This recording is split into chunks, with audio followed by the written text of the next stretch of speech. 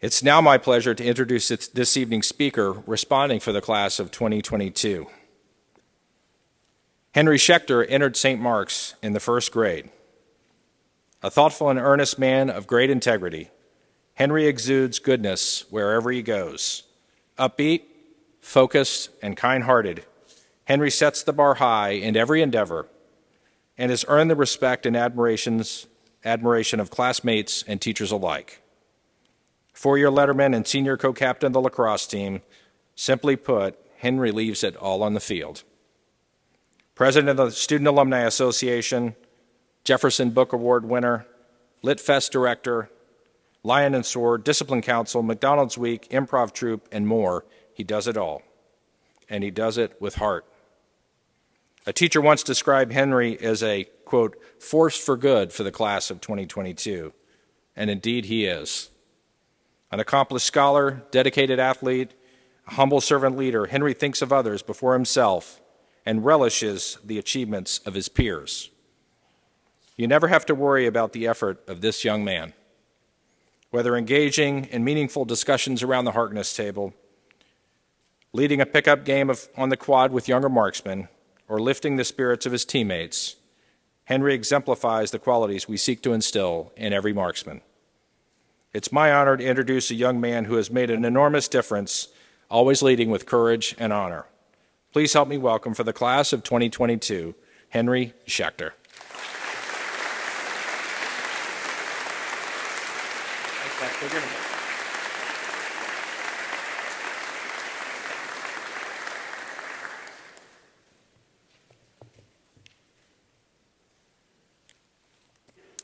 Mr. Dini, thank you for the kind introduction.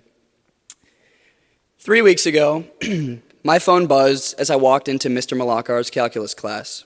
I saw an email from Mr. Dini with the subject line of one word, chat, ... My stomach dropped for a second. I thought I might finally be in trouble for parking in the electric car spot every morning. I spent the next few hours in silent anticipation until I finally got to his office. He sat me down to ask me to give this baccalaureate address, and 3 things went through my head. 1, I'm surprised. 2, how am I going to live up to Blake and Tomek's chapel talks from a few weeks ago? And 3, I'm so glad I didn't go with Ian and Connor to get mullets during lacrosse season. I came to realize that I wanted to center my address on something that's traced our paths through St. Mark's, whether we consciously realized it or not. An excerpt we memorized as our first poem in first grade and has silently followed us through our time as a family here, no matter if we've been here for 12 years or just for 2. And that's the lower school prayer. It's an adaptation of one by William DeWitt Hyde, a 19th century American educator. Now, I myself, I'm not a particularly devout person, but this prayer does a great job transcending religion or religion at all. 2 lines in particular stand out to me in thinking about our experience at the school. The first, keep me ready to help others at some cost to myself. And the second, teach me to work as hard and play as fair in thy sight alone as if all the world saw. In thinking about those 2 lines, 2 distinct stories came to my mind that sum up the type of environment in which the 99 of us have grown into men ready to take the next step in our lives. Story 1, at some cost to myself. 2 years ago, on a dark and cold January night, I stayed to work on literary festival schematics with Mr. Brown. It was long after I thought faculty and staff had gone home for the evening. But as I prepared to go home, I heard 2 male voices reading a children's book out loud in the next room over. I was lost as to what could be going on over there. The voices spread through the empty, partially lit halls of Centennial. I wanted to go home, but my curiosity got the better of me, and I walked closer to the classroom, staying out of sight. Backlit in the black door frame, I saw the long, instantly recognizable gray braid of Curtis Smith, who was sitting with a figure in a sage dining uniform. Their backs were both towards the door, so they couldn't see me. I quickly realized that Mr. Smith was with a well-known member of our staff that's worked in the St. Mark's kitchen for as long as I can remember. Mr. Smith was teaching him how to read. I froze. The magical, ephemeral moment in that classroom told me everything that I needed to know about Mr. Smith. I had never taken one of his classes. I had never spoken more than a few words to him, but in this moment, I saw him clearly. I walked out into the cold night with tears in my eyes and a feeling that I couldn't quite name. Looking back, I think I felt pride and gratitude for a community where something like that could happen. Two men, each with wildly different life paths, who both worked at the same school. I couldn't come up with a reason why they knew each other, and I don't think I'll ever really know, which is okay. I unpacked how hard the path to that moment must have been, how a man could reach out for help after spending his adult life without such a necessary tool. Could he read the menu for the day? Could he read the bus schedule? And could he read the daily news? Mr. Smith saw the difficulty of living without the gift of literacy that we all take for granted, and he used a tiny piece of his time to help make a change in a colleague, a friend's life. This year in Econ, Mr. Boucher introduced the class to the concept of opportunity cost. The opportunity cost of a choice is the next best alternative you had to give up for that choice.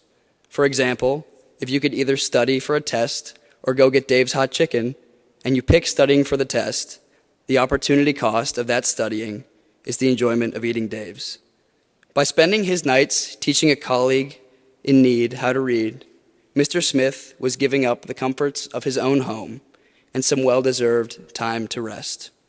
The opportunity cost, as Mr. Boucher teaches us, of Mr. Smith's kindness was his comfort. Mr. Smith's magnanimity, his generosity of spirit, at some small cost to himself, as the lower school prayer reads, will stick with me for my whole life.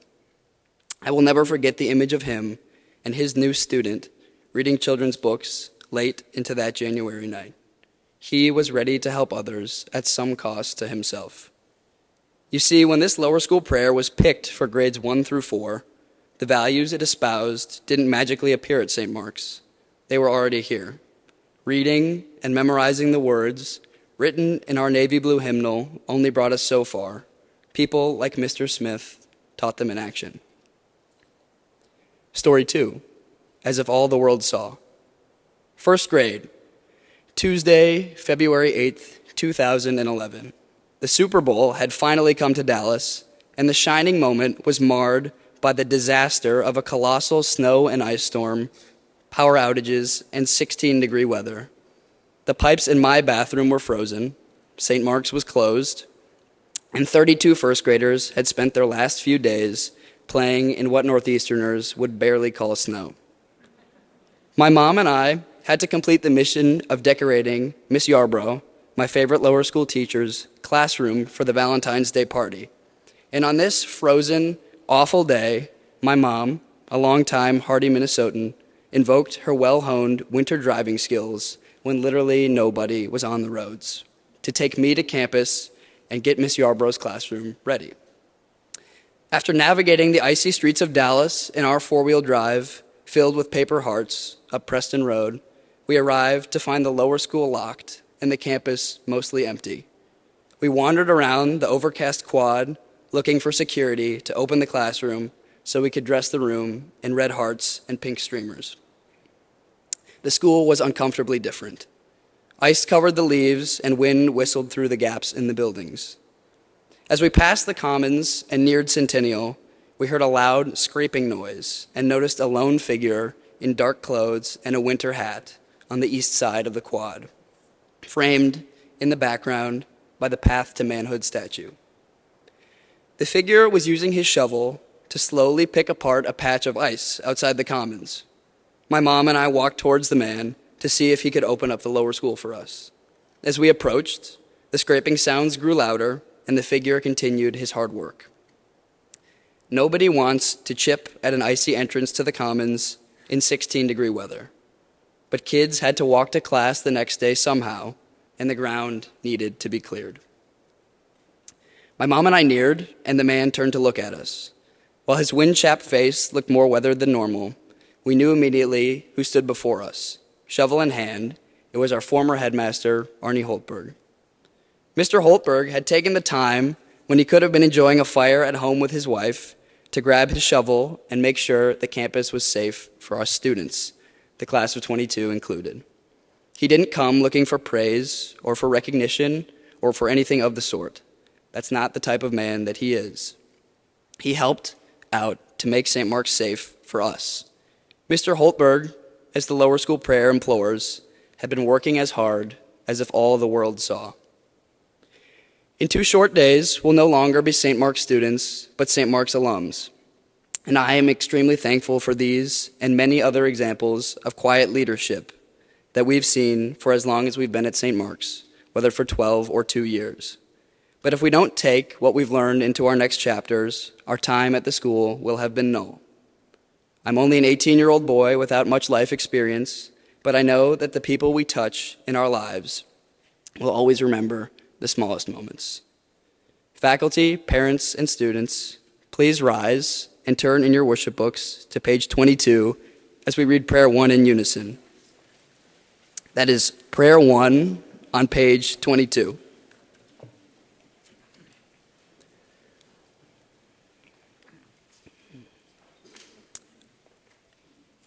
O God, give me clean hands, clean words, and clean thoughts. Save me from habits that harm. Teach me to work as hard and play as fair in thy sight alone as if all the world saw. Forgive me when I am unkind, and help me to forgive those who are unkind to me. Keep me ready to help others at some cost to myself. Send me chances to do a little good every day, and so grow more in your image. Amen. Please be seated.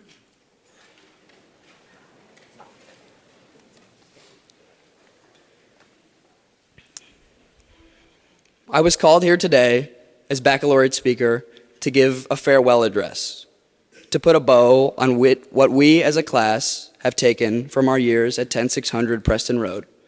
But I'm not going to leave you all with a statement, and I don't want to tie up what we've been taught. I want to bring it forward into our lives to come.